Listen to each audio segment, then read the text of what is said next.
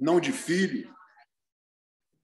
Pode falar. Está ouvindo? Estou ouvindo. Porque apareceu uma coisa. Porque começou a gravar. Eu estou gravando em duas plataformas diferentes. Eu estou gravando aqui no PC e estou gravando no meu celular.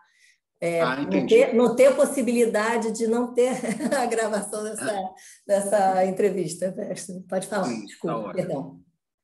Mas então, essa visão que ele tinha sempre foi muito agregadora e sempre foi muito, vamos dizer assim, não tinha como ele dividir a atenção de pai e professor. Quando ele era pai, ele era um super pai. Quando ele era um professor, entendeu? Ele não fazia, esse é meu filhinho querido, vou botar ele na frente. Ele não dava atenção especial, ou conselhos especiais, ou estratégia especial. Ele tinha um prazer embutido, um prazer interior, de ver os filhos ganharem e se darem bem, fazerem bem feito. Ou seja, eu sentia que quando eu agradava ele no jiu-jitsu, o olho dele brilhava diferente do que para outros, entendeu? Ele sentia que, poxa, esse é meu filho, ele está fazendo direitinho. Ou seja, o orgulho que ele tinha de mim, a felicidade que ele tinha de ver a minha execução era diferente dos alunos, mas na hora de ensinar, na hora de se postar como professor, na hora de exigir um resultado, alguma coisa, ele era praticamente igual com todo mundo. Era um mestre, né? Incrível. Essa é a imagem que, ao ler sobre ele, eu tenho, né? Eu treino também, eu tenho essa imagem do mestre Hélio, eu já li muito sobre ele, eu tenho essa imagem dele, que no tatame, ele, lógico, né? Ele tinha a visão dele enquanto pai, né? De ser orgulhoso em relação aos feitos dos filhos, que realmente principalmente o mestre, né? Foi incrível, e é incrível, né? Até hoje. Mas eu tenho essa visão mesmo, que o mestre Hélio ele tinha esse cuidado com os alunos, independente da proximidade parental dele. E ele como competidor, com certeza. E ele como competidor, mestre Rickson, como é que foi? Foi antes, né? Você chegou a pegar? Não chegou a pegar ele competir? Olha, quando eu nasci, ele já estava praticamente com 50 anos. Já tinha se afastado faz tempo. Isso quando eu nasci. Quando eu já tinha a minha noção de competição, de entender bem a tradição da família, ele já estava fora das competições por mais de 20 anos, entendeu? Então, eu nunca ouvi, eu sempre ouvi as histórias das competições, dos sufocos, dos problemas, mas eu nunca presenciei o conferir. Está ouvindo? Estou ouvindo. Estou ouvindo, mestre. Esse telefone aqui é meu? Peraí. Se quiser atender, pode atender, mestre, não tem problema, não.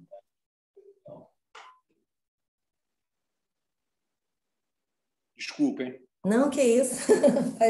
Mas ele era sempre assim, ele sempre foi muito competitivo no sentido de ele não gosta de perder, ele não gosta de falar errado, ele não gosta de dar erro, fazer, entendeu? Ele não queria estar errado, ele não queria, então ele estava sempre pesquisando, ele sempre com uma filosofia já orientada, com uma perspectiva e uma estratégia de vida, sempre que ele não fazia pergunta, ele respondia, entendeu? Ele não era...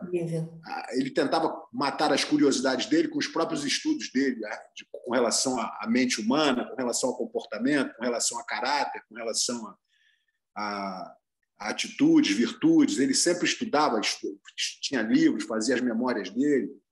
Então, ele é um cara muito completo no sentido de se entender e sempre foi muito competitivo. Mas eu não tive essa experiência dele como competidor. Como professor, ele sempre teve uma mentalidade muito, muito maior do que um professor de arte marcial. Porque, quando eu me recordo, por exemplo, eu perguntei uma vez a ele, quando eu comecei a ajudar meu irmão a dar aula, que eu comecei a ganhar alguns tostões lá com o meu irmão ajudando, me dando um dinheirinho pelas aulas e tal, eu ficava ali servindo de dummy, né, de boneco de prática, e ajudava o meu irmão a dar as aulas individuais e ficava ali aprendendo junto. Eu perguntei ao meu pai, falei, mestre, professor, o que eu faço para ser o melhor professor que eu pudesse ser? Ele falou, olha, se você quer ser um bom professor, você aprende jiu-jitsu, desenvolve as técnicas e passa essas técnicas com precisão. Mas se você quer ser um excelente professor, você tem que entender o que o aluno precisa aprender. Com esse conselho, que foi um conselho com uma profundidade maior, ele me fez entender que eu, além de professor, eu tinha que ser um pouco psicólogo, eu tinha que entender se eu vou começar esse cara aqui porque ele é inseguro, eu vou começar dando calma para ele. O outro que é afobado, nervoso, eu tenho que começar dando tranquilidade. O outro que é lazy, é calmo, é bobão, eu tenho que começar, ou seja, uma perspectiva holística com relação ao aluno, para saber se eu tenho que dar conselhos de tranquilidade, se eu tenho que incentivar a técnica, se eu tenho que aumentar o estímulo da agressividade dele, a resposta. Tudo isso vem com a sensibilidade do ser humano, não do que o professor vai ensinar para o aluno. Eu não ensino um currículo igual para alunos diferentes. Eu começo, talvez, de uma entrada, dependendo da personalidade do cara, eu vou começar de uma forma mais tranquila, de outras eu vou começar de uma forma mais agitada. E essa combinação entre o que o cara precisa aprender e o que eu vou ensinar depende de uma sensibilidade que ela se torna maior com o interesse que o professor tem que ter pelo aluno, não de simplesmente demonstrar as técnicas e fazer as repetições com exatidão. Então, meu pai sempre foi um professor que saía da regra, porque ele era um professor e psicólogo ao mesmo tempo. Que incrível, mestre Rickson. É como se ele estivesse buscando a digital de cada aluno, né? Aquilo que o torna diferente de todos os outros e passava o jiu-jitsu para aquela pessoa, do que realmente aquela pessoa precisava dentro do jiu-jitsu, né? Muito exatamente, incrível. Porque na época, o jiu-jitsu, quando começou, não era um esporte grande, não era uma coisa de aulas de grupo, eram aulas individuais, entendeu? Eram aulas de autoconfiança, de uma forma. Então, não havia um treino específico para ganhar competição baseado em regras, ou pontos, ou tempo. Era uma coisa que você estava sendo preparado ali para se confrontar com o inesperado. Seja um cara maluco com uma faca na mão, seja uma pessoa que ficou descontrolada e te atacou na rua. Ou seja, você começava a entender o jiu-jitsu de uma forma complexa, que não tem uma regra, não tem uma distribuição de uma categoria de peso, não tem uma vestimenta. Tudo você pode ser adaptável. Então, o jiu-jitsu que meu pai passava era um jiu-jitsu completo no sentido de estar completamente direcionado a atender às necessidades específicas de cada aluno. E cada aluno ia pegar do jiu-jitsu que ele aprendia determinados segmentos, determinados elementos que vão aumentar a autoconfiança, a capacidade de resistir à pressão, o estresse, dentro e fora do tatame. Ou seja, o jiu-jitsu do meu pai era um jiu-jitsu metade arte marcial e metade terapia, porque é uma coisa que não te preparava para uma competição, mas te preparava para você render ao máximo umas situações adversas que a vida traz. Realmente, o mestre Hélio era único. Ele trabalhava o jiu-jitsu das pessoas de dentro para fora, né? Incrível isso. Sem dúvida. Ele tinha existem muitas curiosidades. Agora vamos para as partes de curiosidades do seu pai. Existem muitas teorias por que o seu pai usava tantas vezes a faixa azul, né? Eu, inclusive, já fiz algumas pesquisas e muitas pessoas, existem teorias de pessoas que andavam diretamente com ele, outros familiares, mas eu gostaria de saber a opinião ou a certeza do mestre Rickson, por que seu pai usava tantas vezes a faixa azul, mesmo essa, logicamente, não sendo a graduação dele. Porque na cabeça do meu pai, que já vem, por tradição, trazendo o jiu-jitsu pela vida, ensinando, e nos anos de 30, de 40, de 50, em 65 ou 67, por aí, a federação foi criada pelo meu pai, tendo em vista uma demanda, um aumento do esporte, um aumento porque antigamente não havia, o faixa preta não era faixa preta, era uma faixa azul escura, e o aluno era faixa branca, nem que tivesse 20 anos de prática, era faixa branca. Até o dia que o aluno falar, sabe de uma coisa? Eu gostaria de dar aula de jiu-jitsu. Aí, se o cara é capacitado, ele passa a usar uma faixa azul escura e passa para o lado dos professores. Ou seja, em 100 alunos que tinham na academia, 100 alunos eram faixa branca. E não havia discriminação ou diferença entre eles. Certo. Com o aumento da popularidade e com a necessidade de se criar uma federação com regras esportivas, as faixas foram criadas para que um aluno novato não fosse competir com um cara que tem 10 anos mais de experiência. Então, criaram-se um ranking de faixa azul, faixa roxa, faixa marrom e faixa preta. E isso com categorias de peso, isso com tempo de luta, com pontos de competição para montada, para queda, para estrangulação, coisas do gênero. Foi criada essa federação. Com o passar do tempo, na sequência disso, 20 anos depois, o whatever,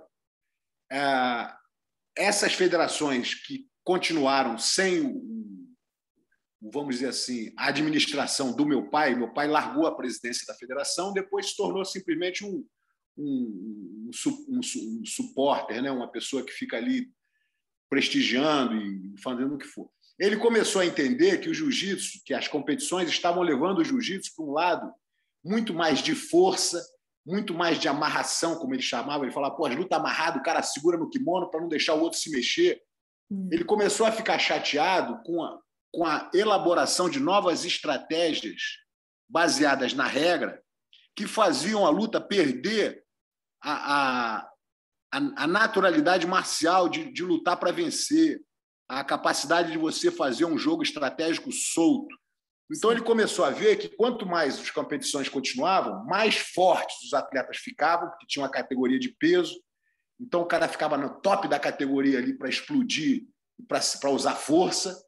Menos técnicas apareciam e ele começou a sentir que isso estava trazendo para o jiu-jitsu uma característica esportiva, mas diminuindo a capacidade, a sensibilidade marcial do atleta. E ele começou a achar que isso estava contra o jiu-jitsu. Ele começou a sentir que, pô, esse jiu-jitsu não é o que eu ensino, esse jiu-jitsu não é o que eu ajusto, não é o que eu aceito, não é o que eu concordo.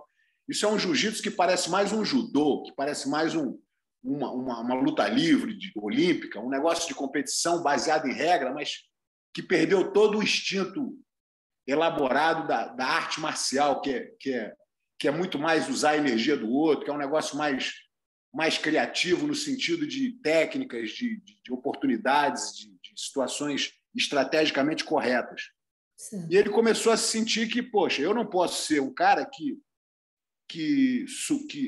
completamente concordo com essa nova metodologia, esse novo jiu-jitsu, esses novos critérios. Então, eu discordo disso e, para isso, eu vou jogar minha faixa vermelha no lixo e eu estou recomeçando. Ele botou a faixa azul, mas poderia ter posto uma faixa branca, ele poderia ter posto... Era uma revolta que ele tinha com o sistema elaborado do presente momento. Então, ele ficou revoltado com uma situação que ele não tinha controle e que ele representava, vamos dizer assim, um alto nível de... Era um general graduado e ele viu que embaixo dele o exército estava indo para o lado errado, para uma guerra que não era dele. Então, ele meio que num sistema de revolta, ele botou uma faixa azul para dizer que ele não concordava com a política, com o processo que estava sendo realizado na atualidade para ele. Um protesto, né? É um protesto. Era um protesto, exatamente. Muito interessante.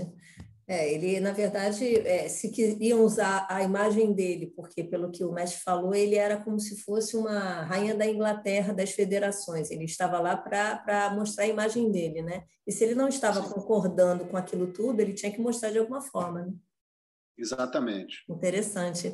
Então, outra curiosidade do seu pai. Seu pai deixou frases célebres que muitas pessoas usam nos seus Instagrams da vida. Uma delas é que diz que faixa só serve para amarrar kimono e segurar as calças. Poderia nos explicar o significado dela, mestre? Foi exatamente o que ele fez. Ele não se deixou levar pelo peso de uma faixa de mestre.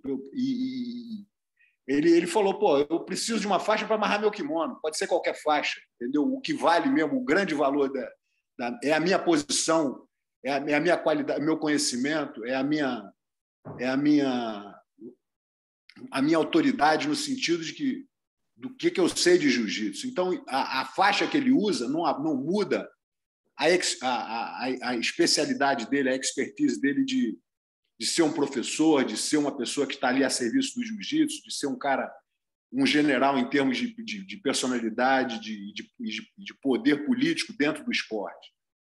Ele não se sente intimidado. Hoje em dia, você vê pessoas que nunca viveram de jiu-jitsu e sendo promovidas a faixas 8 graus, 9 graus, em faixas coloridas, faixas coral, e nunca nem viveram de jiu-jitsu. Simplesmente ganharam uma faixa preta quando eram alunos competidores já 40 anos atrás e contam que essa faixa preta ganha nos anos 80, dão direito a ele a usar uma faixa coral hoje. E vivem desse ego aí, dessa situação de que não, agora eu sou faixa coral.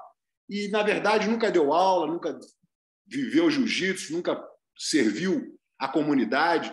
Então, meu pai era o contrário disso. Meu pai falava, pô, eu não preciso do ego, eu preciso de uma faixa para amarrar meu kimono para eu continuar fazendo o que eu sei fazer, que é dar aula de jiu-jitsu, que é fortalecer as pessoas, que é servir a comunidade.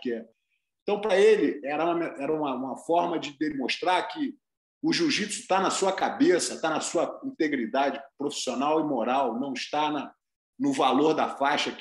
Inclusive, ele se irritava quando via outros que ele consideravam como muito menos, de faixa vermelha, ganhando promoções, que ele falava, como é que esse cara pode ter uma faixa vermelha? Esse cara sempre foi um cara fraco.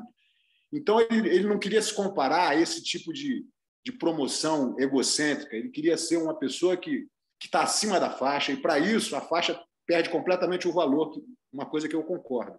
Eu também concordo, mestre. A sensação que eu tenho é que ele se trabalhava por dentro, principalmente, né? A questão do ego, a questão do fortalecimento interior. Essa é a visão que eu tenho do mestre Hélio. Ele era o maior fiscal dele mesmo. Isso mesmo, essa é a imagem que eu tenho, mestre. Engraçado. Ele estava sempre preocupado. Isso mesmo. Porque ele falava, se você pensa que eu não tenho vontade de roubar, vontade de fazer besteira, vontade de fazer alguma coisa, eu tenho todo mundo tem vontade de tudo. Só que eu estou ali controlando o meu ego, controlando a minha humildade, controlando a minha... Porque a primeira coisa é a minha força de vontade para me manter no eixo. Então, ele era um cara que estava sempre se protegendo dele mesmo. Porque ele falava, eu não sou nenhum santo, mas eu vivo como um santo. Incrível! Gente, é uma aula. Você vê, a gente pensa em jiu-jitsu com muitas pessoas que não estão no nosso meio, que não são da nossa comunidade, não entendem isso, né, mestre? Como o jiu-jitsu trabalha a gente de dentro para fora. É esse trabalho interior que as pessoas pensam que é só do lado de fora, nos rolas, nos treinos que nós damos nos dias a dias na academia, não tem noção do trabalho que o jiu-jitsu, bem feito, logicamente, como o mestre Hélio ensinou, pode transformar a gente, né? Incrível, incrível. Com certeza. Ele também pensava no jiu-jitsu em termos de esporte independente do gênero, né? Existe uma frase dele que fala que, pelo menos, né, computada a ele, que jiu-jitsu foi feito para mulheres e crianças. Eu imagino a linha que ele quis dizer com isso, mas eu gostaria que o mestre desenrolasse um pouco sobre esse assunto, por favor. Baseado na própria história do Hélio Gracie, né, que foi um cara sempre franzino e com pouca força, o entendimento dele, o entendimento do jiu-jitsu que serviu para ele foi a criação de ângulos e manobras e ideias e estratégias que deixassem um cara franzino, fraco, sem atributos físicos, de uma forma a entrar num conflito, numa situação, em qualquer tipo de confronto, e ter uma zona de conforto. Sim. Então, o meu pai, pensando nisso, ele não só trouxe uma revolução para o jiu-jitsu, mas como ele começou a acreditar que quanto mais fraco você é, mais você vai realmente valorizar e crescer em cima de uma coisa invisível que é adicionada à sua vida. Entendeu? Da mesma forma que ele sempre falava que os piores alunos são os muito inteligentes, porque ficam no meio que você está explicando uma coisa, mas o cara, mas e se acontecer isso? Mas e se o cara não botar o pé ali? Ficam criando uma série de protocolos e dúvidas e questões psicológicas e não deixam que a prática e não deixam que a prática se processe de uma forma que te dê o reflexo da resposta. Então, o aluno, muito na cabeça, ele quer entender, ele não quer praticar. Então, é um aluno problemático, porque ele cria situações na cabeça, fica com coisas que desenvolvem menos a prática que ele deveria ter. O outro aluno que é problemático é o muito forte, que, naturalmente, se você tem força, por que você não vai fazer a força? Então, você, para resolver um problema, você naturalmente empurra com força. Mas se você não tiver essa força, você tem que empurrar de um jeito que você tenha o ângulo certo, a alavanca certa, a distribuição de pesos. Então, começa a se caracterizar uma aprendizagem técnica para aquele que depende de menos, para aquele que depende de menos força, porque ele não tem força para fazer. Então, o fraco ele desenvolve a técnica com mais habilidade, porque se ele não tiver isso, ele não tem nada. Já o forte, ele tem que optar, falar, hoje eu vou para a academia treinar, mas eu não quero fazer força, eu quero desenvolver a minha técnica, o meu movimento de quadril. Você tem que se policiar para não usar o que você naturalmente tem. Então, com essa mentalidade de que o forte é problemático, de que o inteligente também é um problema, tem que se tornar um cara mais calmo, mais treinar com um pouco mais de reflexo, ele vê o jiu-jitsu fortalecendo muito o lado frágil da sociedade, que são as mulheres, né? E as crianças. Uma criança que aprende jiu-jitsu, ela não vai se tornar belicosa, violenta, agressiva, mas ela vai se tornar muito mais confortável, confiante, com muito mais controle emocional, com muito mais capacidade de aceitar pressão, de improvisar no estresse. Da mesma forma, então ele fala que o jiu-jitsu é bom para criança e para mulher, porque ele fala que o jiu-jitsu é bom para aquele que precisa de técnica, de autoconfiança. Muitos homens, eles já se sentem, só pelo fato de eles terem nascido fortes, musculosos, viris, etc., eles falam, não preciso de nada, eu sou homem, eu resolvo meu problema na mão. Então, a importância do jiu-jitsu para a maioria dos homens é relativa, depende de você gostar de esporte ou não. Mas a importância do jiu-jitsu para as crianças que vão crescer em cima de um mundo completamente adverso, se a criança nasce baseada em jiu-jitsu, ela já tem uma completa, diferente fundação para se tornar um indivíduo muito mais poderoso, muito mais forte espiritualmente, psicologicamente. A mesma coisa para as mulheres, entendeu? Porque geralmente a mulher é o sexo frágil, geralmente a mulher ela pode ser intimidada com mais facilidade. Então, quando ela aprende jiu-jitsu, a transformação dela é muito mais significativa do que um cara que já joga voleibol, já corre na praia, já está no exército, já tem musculatura, já intimida só pelo olhar. Então, a grande importância do jiu-jitsu para homem e para as mulheres é a mesma grande importância que o jiu-jitsu teve para a vida do meu pai, que era um franzino fraquinho. Por isso que ele talvez relacione as coisas dessa forma.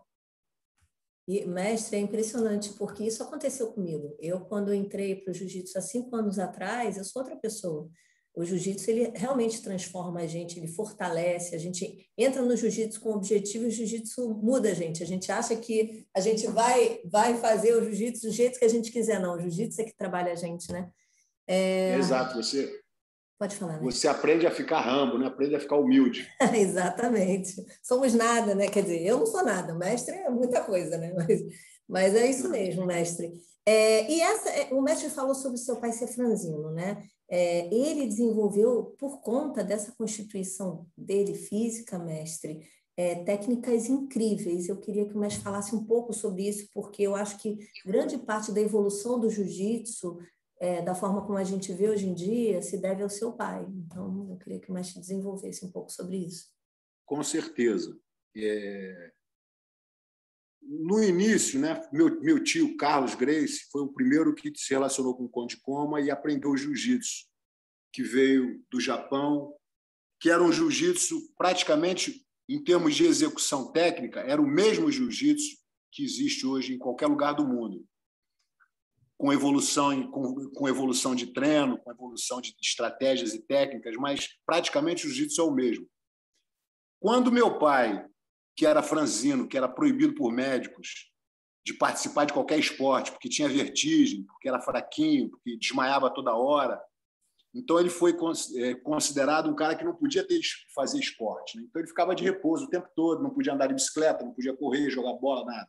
Caramba. E aí, com 13 anos de idade, e meu tio Carlos com 25, vieram para o Rio de Janeiro e abriram meu tio abriu a primeira academia de jiu-jitsu, onde o meu pai ficou 3 anos sentado nos cantos da academia, olhando meu tio dar aula.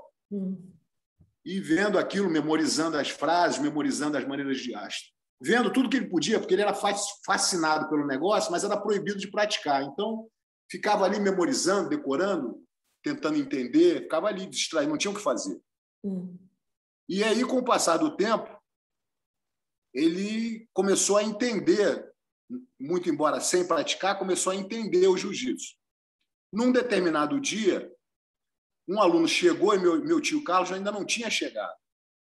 Aí o meu pai falou, senhor fulano, se você quiser, eu posso começar com você, fazer uma práticazinha aqui até meu irmão chegar. Aí o cara falou, claro, garoto, vamos fazer assim. Nessa época ele tinha 16 anos. Claro, garoto, vamos brincar um pouquinho, não tem problema. E aí passou-se lá 30 minutos, 40 minutos, e eventualmente meu tio chegou um pouco atrasado e chegou na academia. E aí meu pai estava ali e o aluno falou, Carlos, se você não se incomoda, eu gostaria de continuar treinando com o Hélio, porque ele é muito habilidoso, adorei a prática com ele, se você não se incomoda, eu gostaria de continuar tendo aulas com ele, se fosse possível. E foi aí que meu pai começou a dar aula.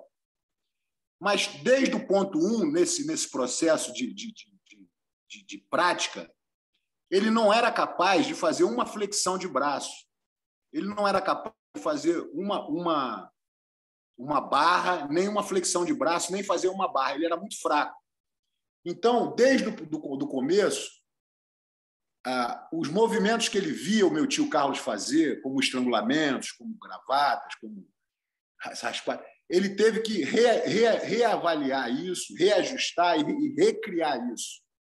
Porque, do jeito físico que meu tio fazia, ele não conseguia fazer. Então, ele teve que criar melhores alavancas, criar melhores ângulos para que ele, franzino, pudesse fazer. E ele começou a ter bons resultados com isso. Mas uma coisa que ele realmente foi revolucionário foi o fato de que, como ele era muito magrinho, muito franzino, ele não tinha a capacidade de executar as técnicas de controle e de posicionamento superior que o Conde Coma fazia, que o Carlos Gracie fazia, movimentos de controle, de fisicalidade, que ele é impossível. Como é que um garoto de 10 anos vai controlar um homem? Então, ele se sentia um fracote sem a capacidade de trabalhar o ataque.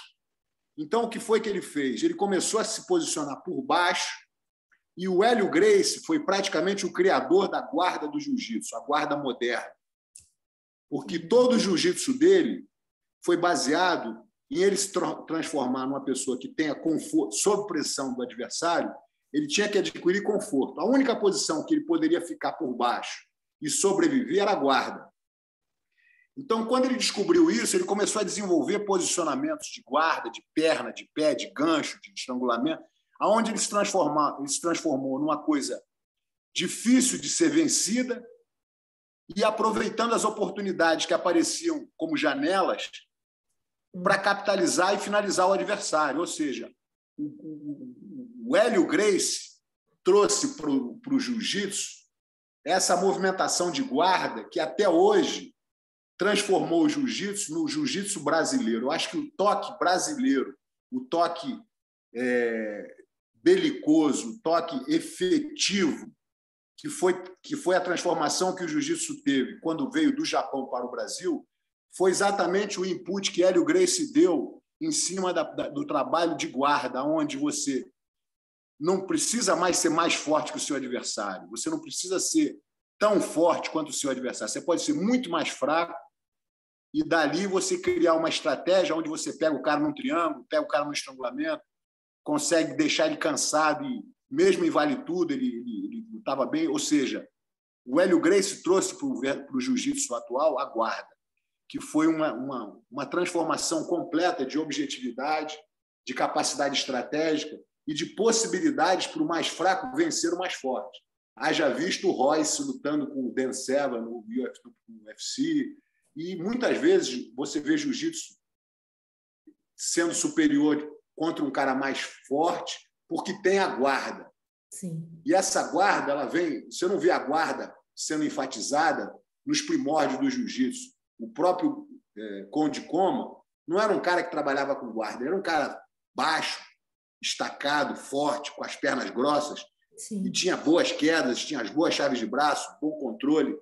Ou seja, o desenvolvimento desse jiu-jitsu defesa com contra-ataque veio da articulação estratégica, emocional e guerreira do Hélio Gracie. Que incrível. Isso é um furo, hein? Eu acho que eu ainda não li sobre isso, sobre a guarda do mestre Hélio em nenhum lugar. Eu nunca tinha falado sobre isso com ninguém também. Nossa, muito obrigada pela parte que me toca. Jornalista gosta de um furo de reportagem, viu, mestre? Seu pai também tinha um ótimo senso de humor. Ele, inclusive, participou de uns Trapalhões que, assim, eu não sou novinha, não, sabe, mestre? Então, eu assisti a Trapalhões e eu me lembro desse quadro dos Trapalhões do seu pai lá. Com o Ted Boy Marino. Exatamente. Então, você tem alguma história engraçada, jocosa, desse lado do seu pai para nos contar? Olha... Ou ele com os filhos, ele era... Porque antigamente os pais... Meu pai, por exemplo, meu pai era da geração do seu pai. Meu pai hoje, se estivesse vivo, estaria com 98 anos, né? Então, meu pai era de 1923. Então, meu pai não era muito assim de fazer brincadeiras conosco, mas ele era de fazer brincadeiras entre os amigos dele. Como é que era o mestre Hélio nessa parte? Não, meu pai sempre foi um cara que não era muito brincalhão, entendeu? Porque uma coisa que ele falava é que brincadeira de homem fede a sangue. Uau. Principalmente porque eram muitos irmãos homens dentro de casa, e se a gente começasse a bulir muito o outro, a chatear, poderia ter problema de briga, de situação. Então, ele mantinha a coisa sempre meio que... Tem que haver respeito, tem que haver... Controle, né? Saber pedir desculpa, saber dizer que errou, não vou fazer de novo. Se você falasse a verdade, você não era castigado, mas se você mentisse, você era castigado em dobro. Ou seja, ele sempre trabalhou a moral, a integridade, sempre trabalhou a honestidade de uma forma muito... Então, ele nunca foi um cara que fazia brincadeirinhas sem graça, ou que dava trote, ou que gostava de ver alguém escorregando no chão, ou comendo alguma coisa estragada. Sei lá, ele não era muito de brincar. Entendi. Mas eu sentia que ele gostava do que ele gostava, entendeu? E, na minha cabeça, eu controlava o meu pai, não é dominar, mas eu tinha o que eu queria do meu pai quando eu fazia ele feliz com o que ele gostava, que era competição de jiu-jitsu. Então, eu deixava para pedir o meu presente, eu deixava para solicitar alguma coisa dele assim que eu ganhasse uma luta. Estratégia. O olho dele brilhava diferente. Aí, quando chegava em casa, eu falava, papai, pô, dá para me arrumar aquela bicicleta que tu prometeu? Aí, entendeu? A melhor chance que eu tinha para qualquer coisa, para férias, para presente, para autorização de poder ir para sair, whatever, dependia desse... Então, eu trabalhava muito esse lado de que, pô, hoje o papai está de boa comigo, eu vou explorar isso. Então, eu sentia quando ele estava numa boa vibração, que era fácil de ganhar o presente, quando era difícil. Eu entendia mais ou menos quando é que era hora de eu dar uma mordida e quando era hora de eu ficar calado para não falar besteira e não ir para o quarto. Então, era aquela coisa de... Eu entendia a personalidade do meu pai, mas eu nunca esperava que ele fizesse uma brincadeira ou algum tipo de coisa do gênero, mais de uma piadinha, entendeu? Ele não era um cara disso, ele era mais sério. Entendi. Tinha estratégia, então, né, mestre Rickson? Desde pequenininho. Isso aí, para tudo na vida. Com certeza. O mestre Hélio, ele tinha uma ligação muito forte, isso é uma das partes que eu mais me encantei da história do seu pai, né? Ele tinha uma ligação muito forte com a natureza, o mestre até chegou a falar sobre isso, né? Agora no início da entrevista, com o mar, com o oceano, com energias, enfim. Os animais. Os animais. Essa característica, como é que era essa característica do mestre Hélio? Como essa característica dele influenciou o mestre? Porque eu vejo que o mestre Rickson também tem essa característica da ligação com a natureza.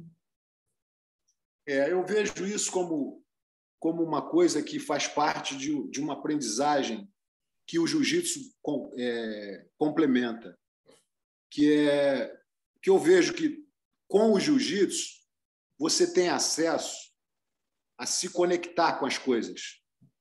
E essa conexão ela é abrangente, entendeu? Você pode estar na praia e estar na praia simplesmente pensando em problema. Você pode estar na praia conectado com a brisa do oceano, conectado com o movimento do mar, conectado com os animais que você vê, com os pássaros, com as gaivotas. Você pode estar tendo quase que um estado meditativo, ao invés de estar sentado na praia preocupado pensando na tua conta bancária ou no processo que você está recebendo.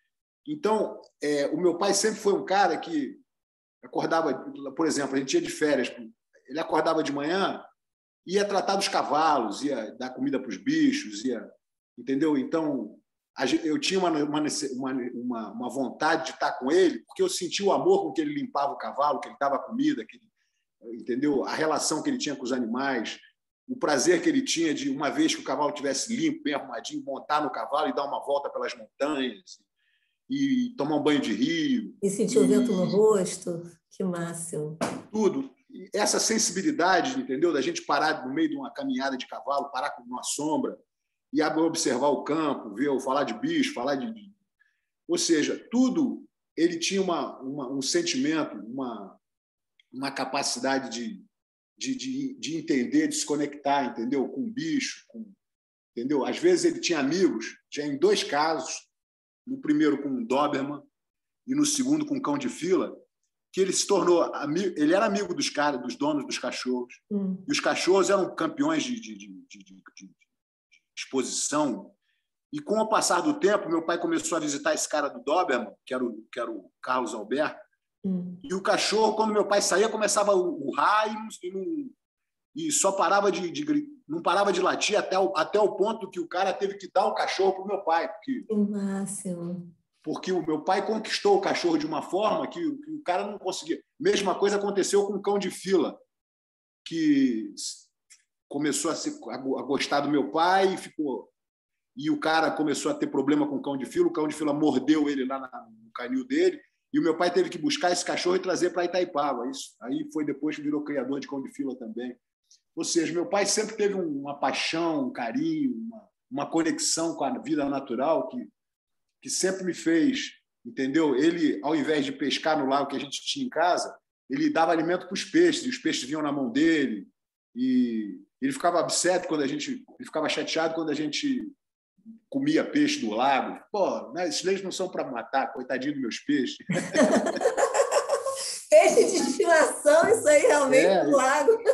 Que massa. Eram as carpas coloridas, ele vinha e quase que conhecia pelo nome. Pô, é muito engraçado isso. Que legal. Os animais sentem, né, mestre? Eu acredito muito nisso. Eles sentem energia de tudo, né? Como nós sentimos a energia da natureza, da árvore, dos bichos.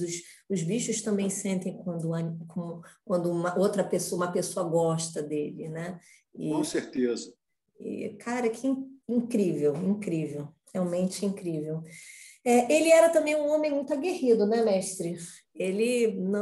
O mestre já, inclusive, falou um pouquinho sobre essa característica dele. Agora, aos 86 anos de idade, saltar de paraquedas realmente é uma coisa assim única, né? Eu acho que eu conheço poucas pessoas, né, nessa idade que uma coisa é a pessoa já realmente ser um paraquedista e tal, isso aí era uma novidade para ele. Como é que foi esse episódio, mestre? Como é que o mestre Rickson... Ele foi com meu irmão Rorion e Royce, eu acho, por um desses seminários de Delta Force ou de Navy SEALs, e os caras lá fazendo saltos, né, que eles treinam saltos militares, essas coisas. E o meu pai, ele é um cara que ele está pronto para qualquer coisa, entendeu? Se você chamar ele para fazer uma corrida de bicicleta, ele vai, se chamar para jogar de futebol, ele vai falar, vou jogar futebol, mas vou ficar perto do gol na banheira, não vou correr o campo todo. Estrategicamente, ele se posiciona de uma forma para ele poder continuar brincando, entendeu? Entendi. E se manter, entendeu? Se ele precisar de pegar uma prancha de surf, ele vai. Só que ele não vai para onde está o pico das ondas grandes, ele vai ficar meio na beirada. Mas ele é um cara sempre brincalhão, sempre com vontade de treinar, entendeu?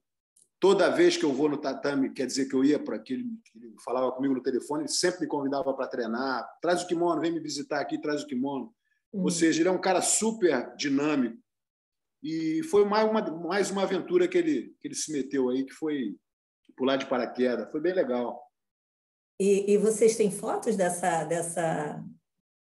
Eu exatamente não, mas o meu irmão com certeza tem. Eu vou tentar conseguir essas fotos, porque eu realmente achei algo incrível, né? Agora, uma pergunta bem importante, mestre. Como é que o mestre vê o papel e a influência de seu pai dentro da história do jiu-jitsu?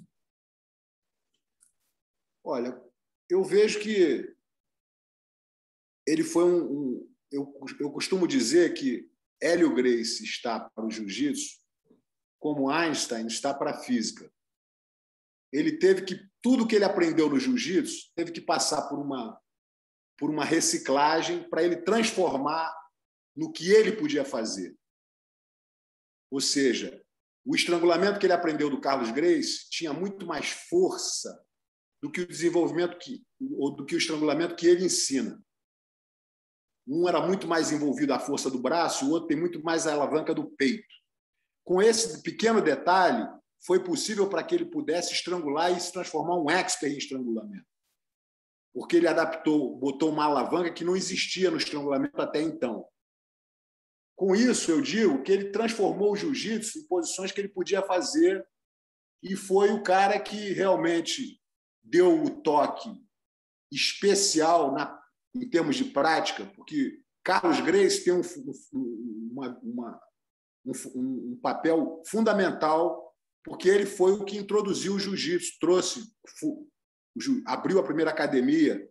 Sim. Mas Hélio Gracie transformou a prática do jiu-jitsu que ele aprendeu na prática que ele ensina e que vem se ramificando desde então. Eu acredito que o Hélio Gracie foi o que realmente transformou o jiu-jitsu, que foi aprendido, o jiu-jitsu tradicionalmente japonês, a uma versão brasileira, uma versão que não tem regra, não tem tempo, não tem distribuição de peso, não tem hora para acabar, não tem regra. Então, com todas essas imprevisibilidades, ele começou a se transformar num guerreiro que se adaptava às situações de uma forma muito, muito abrangente, porque ele não tinha como impor o jogo dele. Sim. E ele sempre foi o que representou a família em termos de competição. Então, ele tinha que estar pronto para tudo de uma forma muito técnica, muito estratégica. E eu acho que foi exatamente esse conceito de se transformar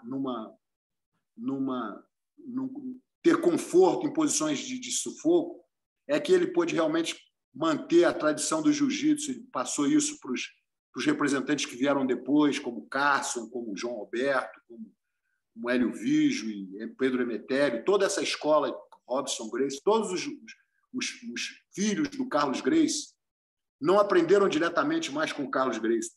Toda a linhagem do jiu-jitsu, depois do Hélio Gracie, aprendeu com o Hélio Gracie. E essa transformação foi baseada nesse sentimento de força invisível que meu pai foi desenvolvendo durante o tempo. Ótima resposta, mestre. Agora, a última delas, a última pergunta que eu vou fazer é: que mensagem o senhor acredita que seu pai, se nesse plano ainda estivesse, gostaria de passar para a nossa comunidade do jiu-jitsu? Com certeza, seria uma visão mais profunda dos benefícios do jiu-jitsu e da maneira com que o jiu-jitsu é praticado. Porque, mal ou bem, entendeu? Depois do UFC, depois que o jiu-jitsu veio para os Estados Unidos e para o mundo, houve uma revolução. Todo mundo queria aprender jiu-jitsu, porque o jiu-jitsu realmente fazia a diferença. E, com isso, veio as competições de grappling, competições de jiu-jitsu com kimono, sem kimono, submissions, etc. E fez com que o jiu-jitsu se transformasse numa atividade esportiva das maiores, com campeões, com treinamento, com regras, com peso. E a coisa da arte marcial, a coisa do empoderamento invisível, da estratégia, da capacidade de você desenvolver um jiu-jitsu que você leve para a vida de uma forma muito mais abrangente do que simplesmente ser um atleta orelhudo, forte, competidor e que você realmente está ali direcionando uma vida de esporte. O jiu-jitsu é mais do que um esporte. É por isso que ele fala que o jiu-jitsu é para mulher, para criança, para velho, porque você aprende situações e começa a redesenhar a tua maneira de pensar, de controlar as emoções, etc. Então, eu diria que, para ele, o jiu-jitsu que ele viu hoje na atualidade seria um jiu-jitsu que, ele não vai dizer que está ruim, mas ele vai dizer que poderia melhorar muito se as pessoas dessem mais atenção à defesa pessoal, se as pessoas dessem mais atenção a uma prática que traz impredibilidade ao treino. Não é uma coisa que você espera uma raspagem, um ponto, uma luta de 5 minutos com um cara do seu tamanho. Mas é como é que você faz para ficar com um cara muito maior do que você, te amassando, tentando te pegar e você sobreviver àquilo e transformar essa sobrevivência numa vitória. Porque o jiu-jitsu do meu pai, para ele, se ele lutasse 5 horas com um cara 200 quilos mais pesado que ele e ele conseguisse empatar essa luta, na verdade não foi um empate, foi uma vitória para ele, que é um franzino, que é um magrinho, que é um cara... Então ele via a luta para ele de uma forma que muitas vezes não é o vencer, mas é o sobreviver. Jiu-jitsu para ele era uma coisa de sobrevivência para a vida. Você tem que usar o jiu-jitsu para sobreviver na rua, no tatame. E hoje em dia o jiu-jitsu é visto como um esporte de alta performance, que ele acredita que é para gente forte, é para atleta, é para brigador, é para guerreiro. E, na verdade, o verdadeiro jiu-jitsu é para o galinha morta, é para o cara que é franzino, é para o cara que não é de briga, é para o cara que quer ganhar sem lutar. E então, dentro desse conceito, ele sempre gostaria de resgatar esse jiu-jitsu que é mais filosófico, é mais espiritual do que um jiu-jitsu de prática e de competição. Uau! Terminamos com chave de ouro, mestre. Assim, isso. Eu não sou da linhagem Hélio, eu sou da linhagem Carson, mas eu alinho o meu pensamento, o meu sentimento dentro do jiu-jitsu com essa filosofia. Eu vejo o jiu-jitsu justamente assim. Gente, vai sair uma matéria muito bonita. Muito obrigada, mestre Rickson, pela sua... Eu que agradeço. Agradeço Você recebeu as fotos? Também. Hã? Você recebeu as fotos? Então, mestre, isso que eu ia pedir. Jornalista pede, né? O não a gente já tem. As fotos estão maravilhosas, só que a sua esposa, eu acho que mandou para o Carlos por WhatsApp. Se puder mandar por e-mail, porque não perde a qualidade. Como nós vamos postar num website, se não for dar trabalho, tá, mestre? Eu gostaria... Manda o teu e-mail quando acabar manda pelo WhatsApp o teu e-mail, que eu vou tentar fazer isso. Muito obrigada, mestre. Olha, gratidão pela entrevista. E logo que for postada a matéria, eu mando o link para o mestre, tá bom? Muito obrigada, gratidão, viu? Obrigado, Ana. Tudo de bom. Fica com Deus aí, hein? Continua treinando. Ossa! Muito obrigada. Tchau, tchau. Bye, bye. Tchau.